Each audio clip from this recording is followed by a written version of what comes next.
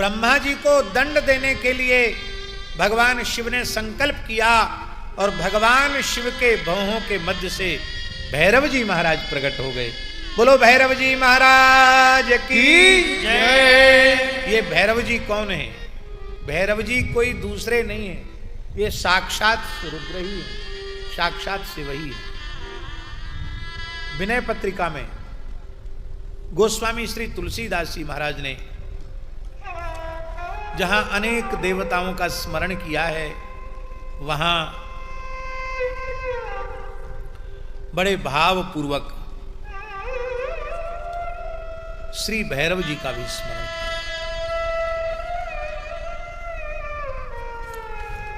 और भैरव जी के संबंध में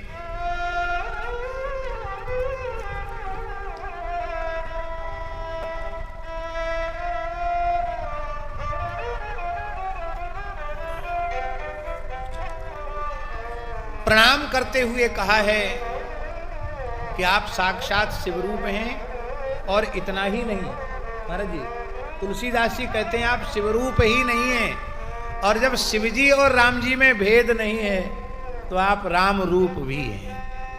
आप शिवरूप हैं और शिवजी राम जी में भेद नहीं है तो आप राम रूप ही हैं।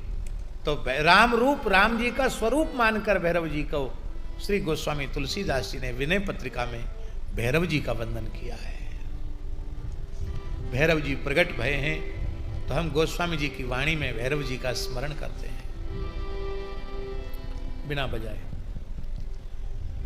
देव भीषणाकार भैरव भयंकर भूत प्रेत प्रमथाधिपति विपति हरता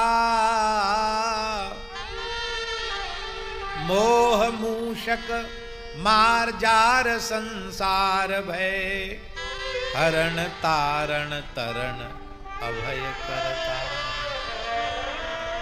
अतुल बल विपुल विस्तार विग्रह गौर अमल अति धवल धरणी धरावं शिरसि संकुलित कल जूट पिंगल जटा पटल शतकोटि विद्युत छटावं भ्राज विबुधापगा आप पावन परम मौलि मालेव शोभा विचित्रम ललित लल्लाट पर राज रजनी शकल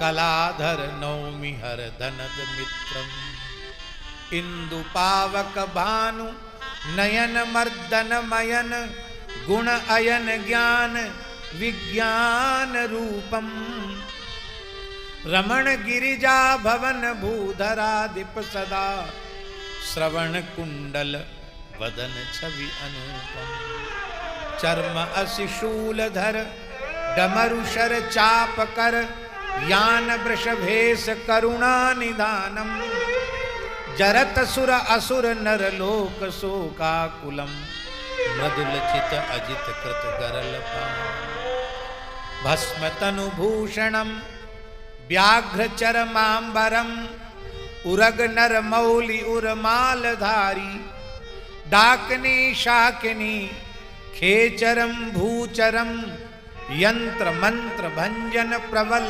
कल्मशारी काल अति काल कलि काल व्यालादि खग त्रिपुर मर्दन भीम कर्म भारी सकल लोकांत कल्पांत शूलाग्रकृत दिग्गजा व्यक्त गुण नृत्यकारी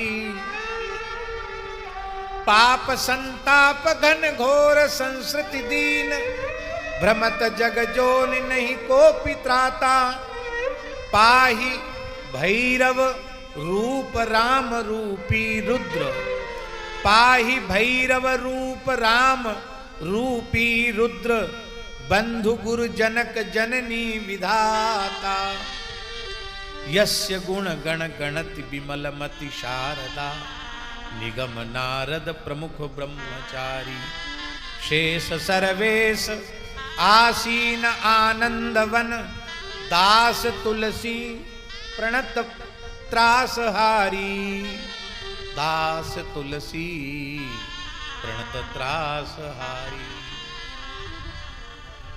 जैसे ही महाराज जी भैरव जी प्रकट हुए, भैरव जी से कहा, भैरव जी ने कहा महाराज आज्ञा करो, क्या किस लिए प्रकट किया है? बोले नून मरचा खड़गे न तगमे न जब सा परम।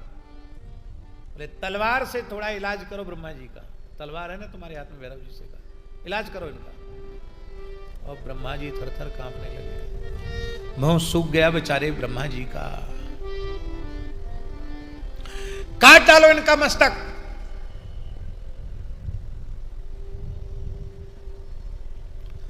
उस समय ब्रह्मा जी पपात वही भैरव पाद पंकजे, ब्रह्मा जी भैरव जी के चरणों में पड़ गए। बोले महाराज माफ करो, आप कृपालु हैं।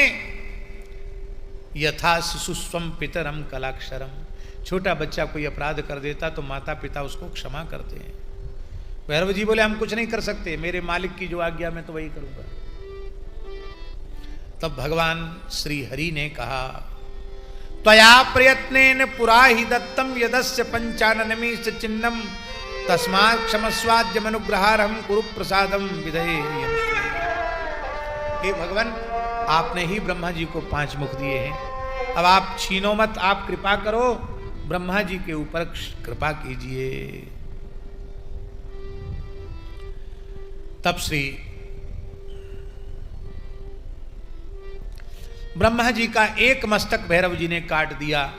पहले ब्रह्मा जी के 5 मस्तक थे, 4 मस्तक रह गए। भैरव दंड से उनको बचा लिया, नहीं तो वो प्राण दंड ही दे देते।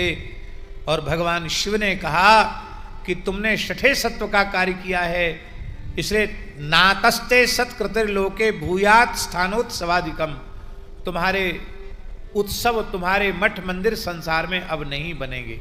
इसका मतलब है जो बन गए सो बन गए, अब नए नहीं बने। जैसे पुष्कर जी में ब्रह्मा जी का मंदिर है, वो तो बहुत पुराना है, अब नए नए जगह जगह शिव मंदिर, विष्णु मंदिर की प्रतिष्ठा होती। ब्रह्मा जी के मंदिर बनते सुने आपने?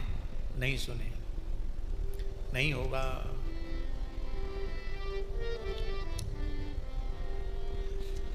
पर दया भी आज शंकर जी को आ गई और उन्होंने कहा कि देखो अग्निहोत्र, वैतनिक आदि जो ग्रह यज्ञ हैं उनमें ब्रह्मा ही श्रेष्ठ होता है, इसलिए यज्ञ में ब्रह्मा को स्थापित करके ही कर्म का आरंभ किया जाता है, यज्ञ कर्म का आरंभ किया जाता है।